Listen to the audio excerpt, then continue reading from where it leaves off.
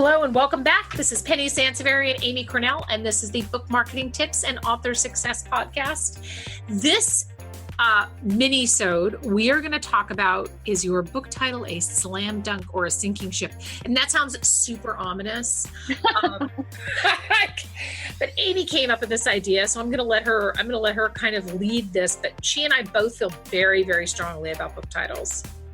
Yes, we have this conversation a lot, and the reason it sticks out to us is because, similar to book covers, it's really tricky when you are giving feedback to authors about either their book cover or their book title / subtitle, because we realize it's a very personal thing. There's a lot that goes into it a lot of times.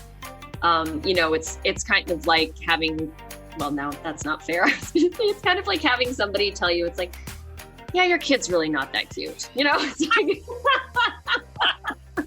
So hearing that, you go to somebody and having a professional book marketing person say, your book cover is just really not that strong. Like, we get a very wide range of fiery responses back to stuff like that. But sometimes they're actually really open, and sometimes people really get it and they go, I kind of knew that, but I just didn't know what to do about it, or where to go with it, which is a great attitude to have.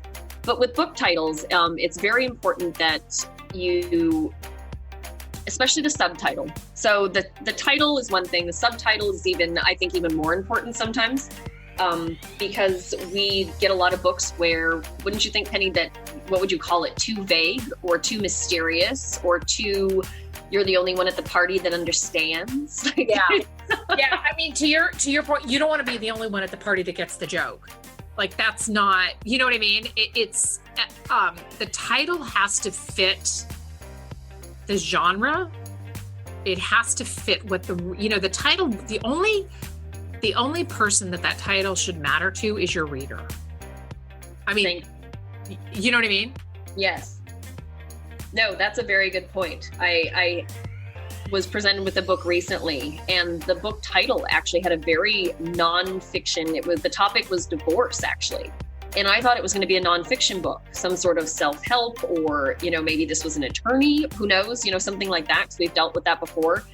And I got over to Amazon and I realized, I was like, okay, this definitely isn't set up like a self-help book or a nonfiction title. And the cover was hard to figure out, and even reading the description. And so anyway, I went away from this having no clue if this was a fiction book, a nonfiction book, who it was written for. And I will say the title was very confusing, because I'm sitting here going like, I don't know what I'm supposed to do with this. And I'm trying really hard. This is my job to figure this out. I'm not even a buyer at this point. A buyer is going to spend, 1/100th of that amount of time trying to figure it out.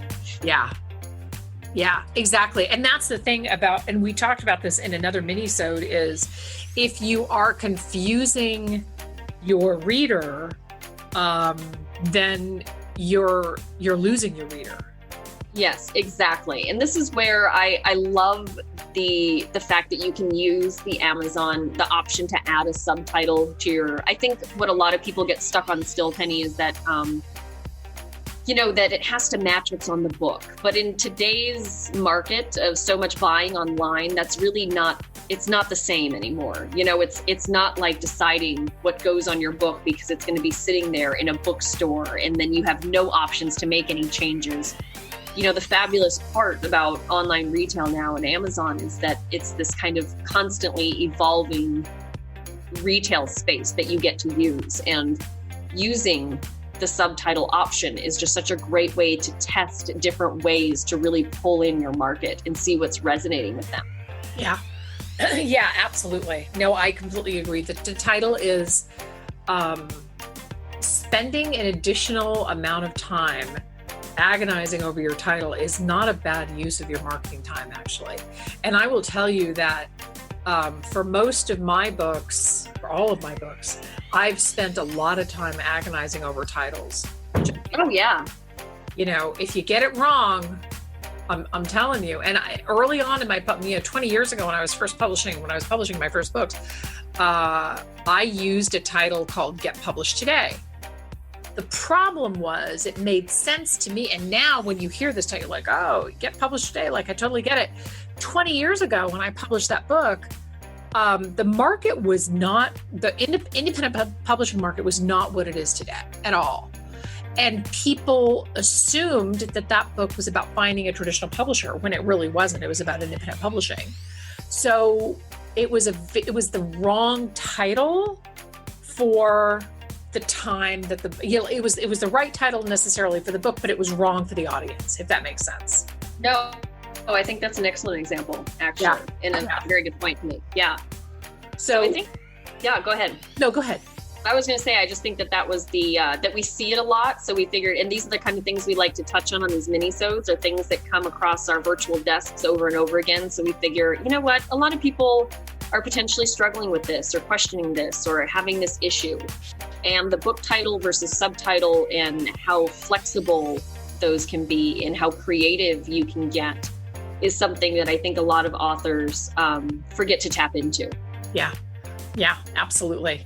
Well, this was a great episode, and I hope you guys are enjoying. I hope listeners are enjoying the mini-sodes. We'd love your feedback on them. We'd love your ideas for future mini-sodes as we continue to roll these out throughout the rest of the year. Thank you so much for tuning in. This is Penny Sansbury and Amy Cornell, and we'll see you next time. Bye-bye.